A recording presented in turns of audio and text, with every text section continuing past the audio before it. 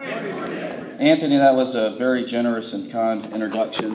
You're completely accurate that I do not like your driving. I'm very happy that Katie Guston will be taking me to the airport tomorrow. In Alabama, when you tell people that you're going to L.A., they think you're heading to the Gulf. But I'm glad to be here in Los Angeles. The weather's always great. It's hot and humid in Alabama, and I like the nice coastal temperate climate here. I want to thank you, Anthony, for bringing me out here, and also Nate Trimmer, who some of you know. I first met Nate back in Birmingham, not Alabama, but in England, in 2009 at the 100th Rotary Convention, where we exchanged ideas on Rotaract. We were able to keep in touch, and he introduced me to Anthony, and y'all drugged me out here to California. Governor Greg, thank you for bringing me here. Roy, top-notch conference. And for everybody out here today, you are the warriors of the conference. To make the Saturday morning breakfast is impressive. And especially after a night like last night, from the Orange County music videos to the Long Beach Jello shots and to all the Rotaractors getting the party started on the dance floor, it's quite impressive to see a nice crowd here this morning. So as Anthony said, I'm the past president of the Birmingham Rotaract Club, and I'm very proud to be a Rotarian here today. Our club in Birmingham is club number 56. Next year we celebrate our centennial, so we've been around a while, and I'm very excited to have made that transition into the Rotary family. So you may be wondering, why is this guy from Alabama coming here today, and then you've got another guy from North Carolina talking to you at lunch? It's the southern invasion of Southern California. Well, I think that I'm here today to help you of District 5320 and inspire you to see the significance and relevance and importance that a Rotaract Club can have in making a difference in your communities and in help maintain the relevancy and future of Rotary. I want to tell you today about servant leadership, talk a little bit about today's generation of the young professionals here in the United States and the world. And I want to give you a roadmap on how your clubs can help take some of the examples from our club in Birmingham here out west. To understand a little bit about our club and where we came from, you've got to understand a little bit about Birmingham and Alabama. So I want to take you back to my last trip to California. It was a little over 2 years ago. It was in January. When I left home, there was snow on the ground. It was very cold, and that's pretty unusual for Birmingham. But nonetheless, it was cold, and I was greeted at LAX with nice, warm, sunny, 70-degree weather. I had made the trip out here to see my beloved Alabama Crimson Tide football team play in the BCS National Championship game in the Rose Bowl as we defeated the Texas Longhorns to capture our 13th national title. So, as you may realize, Alabama's not first in a lot of things in this country. For better or for worse, sometimes we fight some of our neighbors with the likes of obesity or literacy or poverty. But football has been a bright spot in our state and has been a source of pride. But I'm here today to tell you that Alabama and Birmingham in particular has a source of pride in civic engagement. And I submit to you that Birmingham is one of the most generous and civically engaged communities in this country.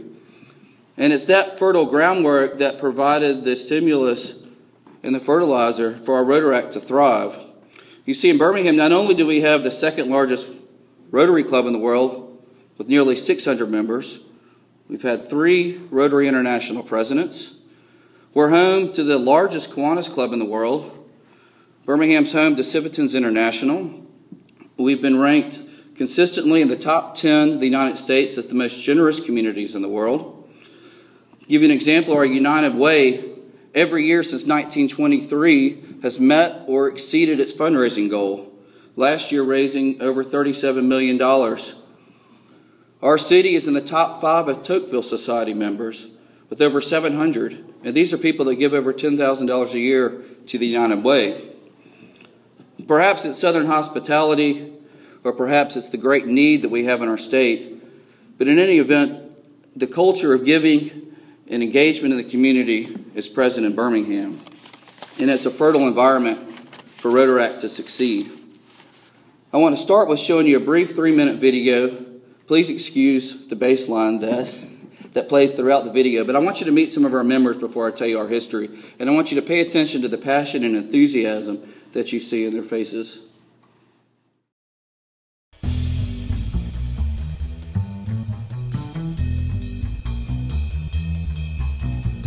Before Rotaract, I had no social life at all.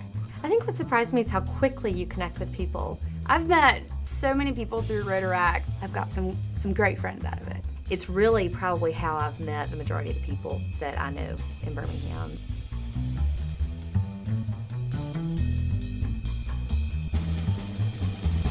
First gala was called Dress Up, Get Down. Oh yeah. And that pretty much says it all. It was a good time.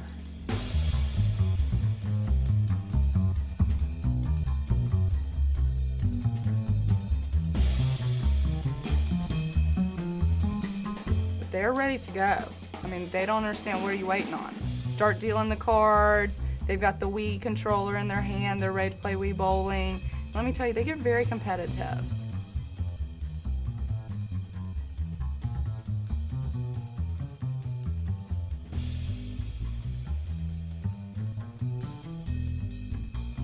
When you're involved in the community, you really get a boots on the ground approach to what needs to be done. We see where we can make the biggest impact and where we can be the most help, and I think we go at it full force. The thing that I've noticed most is you build relationships when you get out and serve in the community. I think anytime you do service in the community, it helps bring an organization, people, and the community together.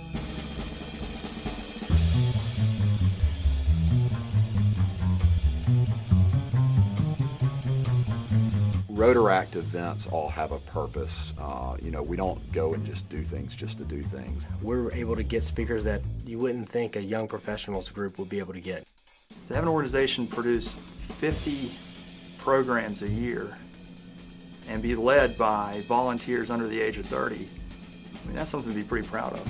We are the largest Rotaract Club in the world. I think that a lot of my career path is completely because of Rotaract. You know, you've got to remember Rotaract is part of the Rotary Club of Birmingham. And so getting a chance to work with some of those Rotarians has been a learning experience, both personally and professionally. It's really almost like a crash training course of how to become a leader. I've learned a lot. Being on the board was a fabulous experience. I mean, talk about a learning experience. I mean, how about sitting, you know, across the table from the foundation director at Alabama Power and asking for $25,000. There is no other organization that gives you that well-rounded balance like Rotaract.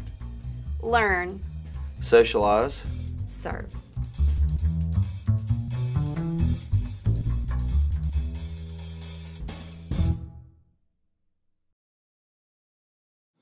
All right.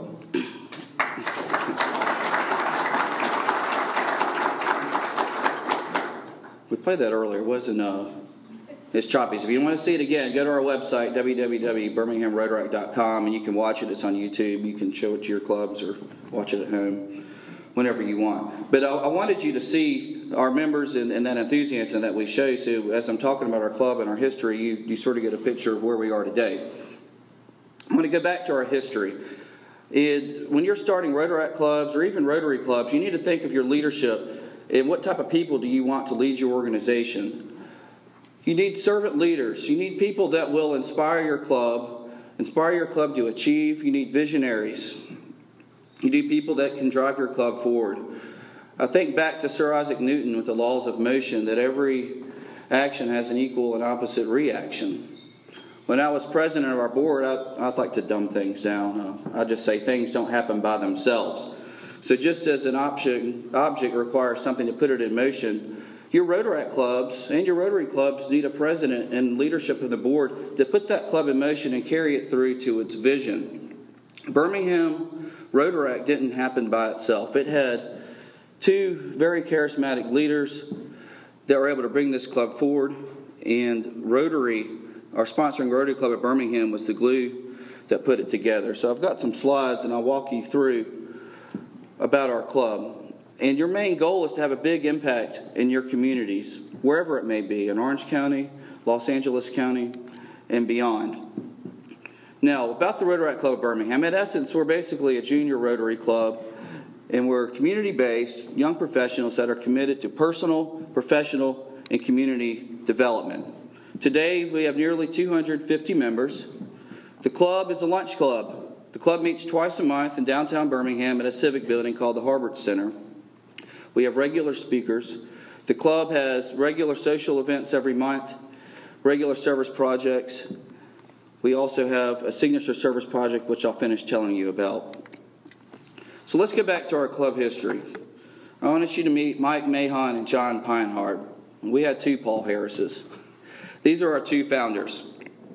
Mike and John both grew up in the Birmingham area. They went off to college out of town, or at least Mike did. He went to the University of Virginia. John stayed in Birmingham, went to a private school, Birmingham Southern. They had a great college experience, like most of us did, engaged in student government, Greek life, athletics, campus activities, a strong academic background. They come back home to Birmingham and they begin to work into their careers. And they quickly found that there was something missing in the community. They had a yearning to do something bigger and better. They wanted to make a difference in their own personal lives and to grow professionally, but they wanted to do it together with the group collectively of other young professionals. So they searched around the community to see what was out there for them that could help them better their community and themselves. And there really wasn't anything that fit. There's the junior league, like a lot of communities across the country, but that's only for women, and you've got to be 25 to join. There were professional organizations like Young Lawyers, but those were strictly limited to vocation. A lot of nonprofits had junior boards, like the Art Museum, but perhaps that was too narrow of a focus for their needs. There was no Rotaract in Birmingham at the time.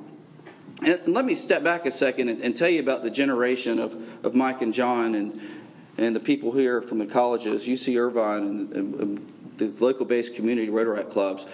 You are dealing with a completely different generation of youth today than you baby boomers out there. These are the millennial generation. This is Generation Y. College students graduating today were born after 1990. These are students that don't remember life without the internet. These are students that never remember having life without cell phones. So in addition to growing up in the digital age, if you read about this generation of youth, millennials is what they're called, or have an entrepreneurial spirit. And these people also, most notably, have a very heavy heart for civic engagement. This is the generation of the Mark Zuckerbergs of the world.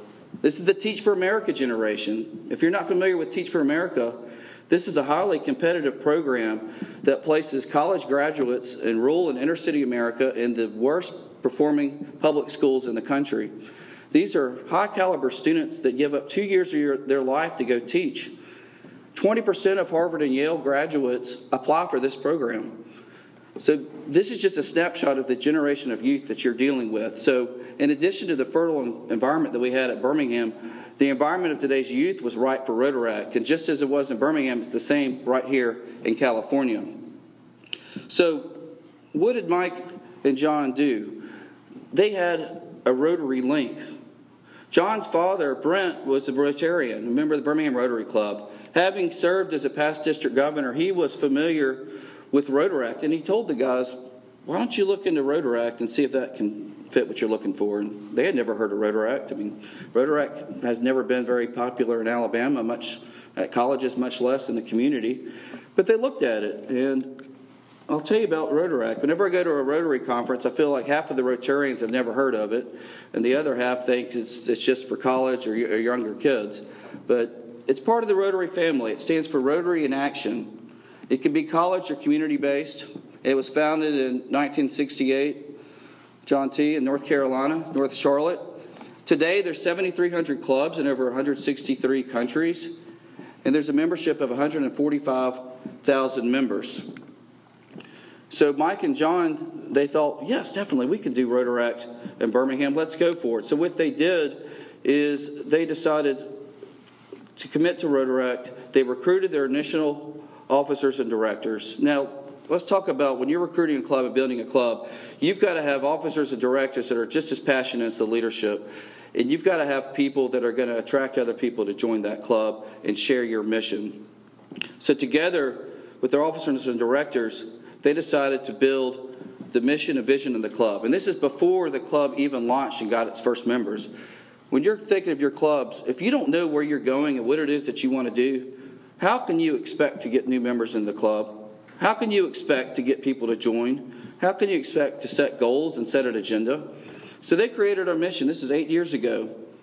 They wanted to provide an opportunity for Birmingham's young professionals to promote responsible citizenship, develop skills, employ effective leadership through 3 venues: learning from proven leaders, networking with one another, and serving the needs of the community. That's what the club does. They also wanted to set a vision. Where do you want to be in the future? When you're setting a vision, you have to be bold and to think big. So this is our vision 8 years ago. They decided they wanted to be the premier organization for young professionals whose members and alumni lead the organization that comprise a world-class city. Now that's bold stuff. From the outset, our founders decided they wanted to be the best organization in Birmingham for young professionals. They didn't want any competitors at all. And they wanted the club to be a vehicle to improve the city. And we've got a catchy motto: learn, socialize, and serve. And in those 3 words, that captures everything that this club does. Once the vision, mission, and motto were in place, the club got approval for the Birmingham Rotary Club, and they had to go out and get members. Now, this is where many clubs fail. You have a charismatic leader, perhaps a few supporters, but you can't get any members to join. Well, I submit to you that you've got to have Rotary helping Rotaract get your members. The Birmingham Rotary Club was part of the catalyst for our initial growth. The Rotary Club put together a subcommittee of Rotarians to help Rotaract recruit its initial members. And I'll tell you a little story about my personal involvement in Rotaract. I graduated law school, and I was first year on the job at my firm, a young associate. I work at a mid-sized firm in the city. And late one day, my first year, in February 2004, a senior partner, Frank Young, comes to my office and knocks on the door. And he says, "VJ, I have an opportunity for you." What? I'm thinking I get to work all weekend. I don't know.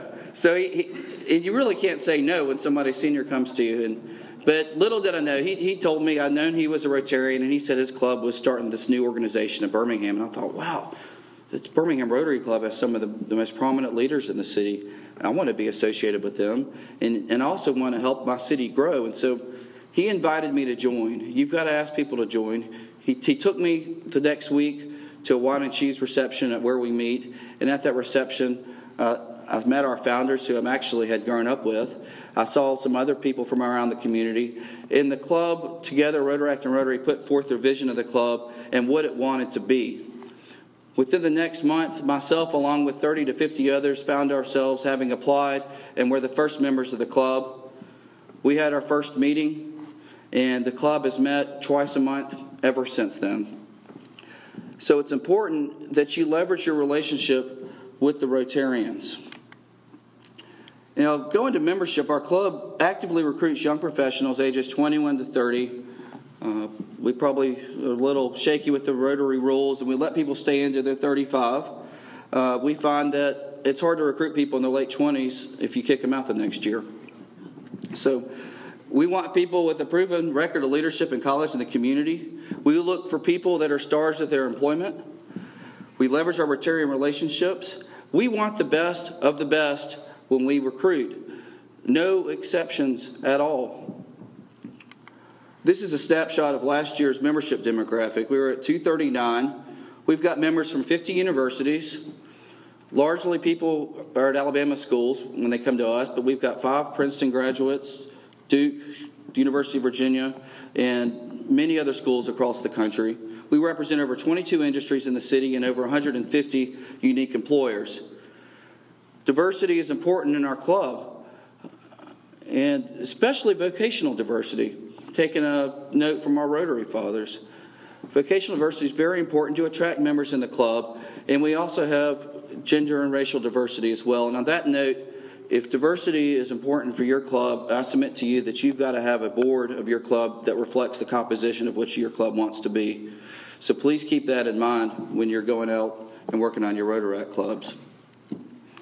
So once you build your membership in your club, how do you keep it? Well, our sort of mantra in Birmingham and our club is you have to provide value to your members if you want them to stay in and to be active.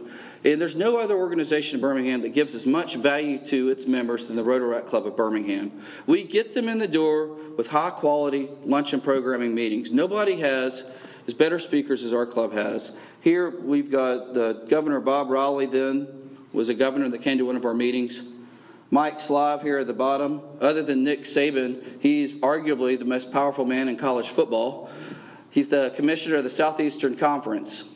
He has been one of our speakers. We get CEOs of local businesses in Birmingham, governmental leaders, and nonprofits.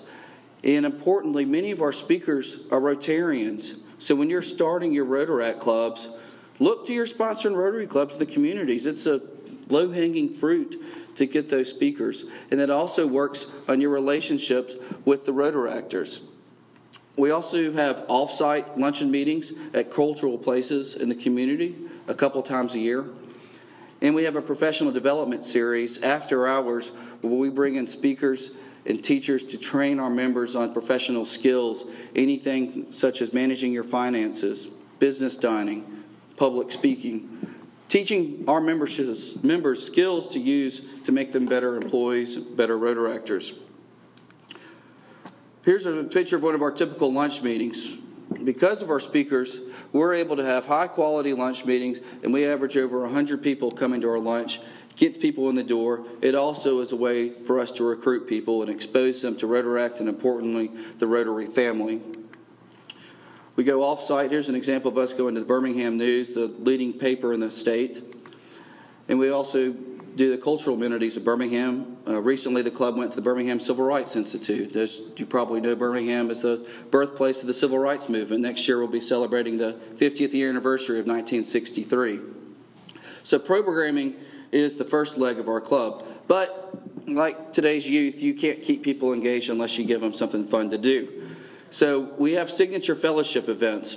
This club does not just have happy hours. Everybody in town can have a happy hour and tell people to show up to a bar or a restaurant. What we do is to provide people an event with an extra factor. Take people to the rooftop of a building and teach them how to taste and experience wine. Get people into a new restaurant or place before it even opens. Expose our members to things in the community that they otherwise would have never have seen. We'll have holiday parties too, and lots of other things to engage fellowship to help people build that deep bonds of friendship. Here's a picture of one of our sunset socials. Past 2 years, the club's taken ski trips out west. Over 30 people we've traveled to Park City and Breckenridge. There's an annual golf tournament the club has that's also very popular. Now, I always say you get people in the door with programming, you get them to stay through allowing them to develop relationships and having fun with one another, but it's the service that really is the common thread with Rotaract and Rotary that brings the club together and keeps people staying, and oftentimes actually helps people develop better relationships than our fellowship events. Service our club does, we call them quick fix service projects where you can just show up one Saturday or after work, feed somebody in a soup kitchen, give out school supplies. We have monthly standing projects with the retirement community. We also have a signature service project, which I'm going to finish with. And we partner with our Rotary Club as well with service events. Here's a picture of our club members at a retirement community, and you saw some in the video. And those folks love, and that's not a Rotary community, that's a retirement community. Just kidding. Here's my other joke. People ask me, why don't you just start a Rotary Club? And I'm like, well, we want people to age out and transition into Rotary, not permanently age out. So, here's the retirement. Y'all didn't like that one, did you? But you know it's true. So here's the retirement community. But another thing about our club is we're able to adapt to circumstances as they change. April 27th, 2011 is the day that it will live in infamy in the state of Alabama. Multiple tornadoes traveled across the state from Tuscaloosa to Birmingham and beyond, killing hundreds of people. Here's the devastation in a community just north of Birmingham. Within weeks, our Rotaract Club is on the ground helping build houses, helping people back in the community. Our Rotary Club also put together a summer camp for kids affected by the storm, allowing their parents to go to work and keeping their kids of the summer and giving them opportunities to do things in the city.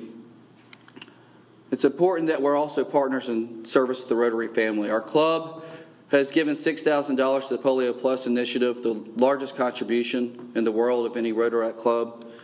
We also do international service projects with our Rotary Club. We partnered to provide the first mammography machine in the country of Sri Lanka.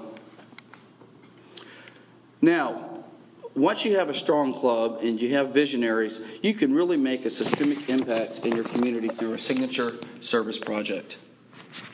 And I submit to you that Ready to Read is what our club did to make a change in Birmingham. Like many urban school systems, the city of Birmingham struggled with test scores and illiteracy rates, and we, through research, found out that if you can get children reading by the 2nd grade, they're going to be better readers by the 3rd grade, have a likely chance to graduate and succeed, and also even a likely chance not to end up in prison. So what we did is we decided to put books in every 2nd grade classroom in Birmingham City Schools.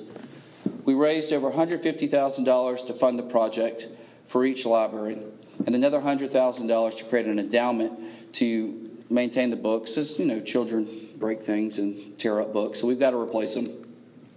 And we also put our members reading in every classroom. And here's a picture of some of our members reading in the classrooms. And the kids love the books. Kids love to read, and if they're around books, their literacy rate's going to improve, and we're going to get them to graduate high school. Now, if you come to my workshop this afternoon, I'll talk to you more about our fundraising, but we have an annual gala, our masquerade ball, that's helped us raise this funds. And just here's a few pictures of our members enjoying each other's company at the ball and having a good time. Measuring success, we were able to inspire 4,000 students to read. And as Anthony told you, we traveled to Birmingham, England, and D.K. Lee presented our club with the Most Outstanding Rotaract Project Award. Now, remember to keep your Rotary relations, and I want to leave you with this. As Rotarians, you cannot manage and sponsor your Rotaract clubs from a top-down relationship. You have to make your Rotaractors true partners in service.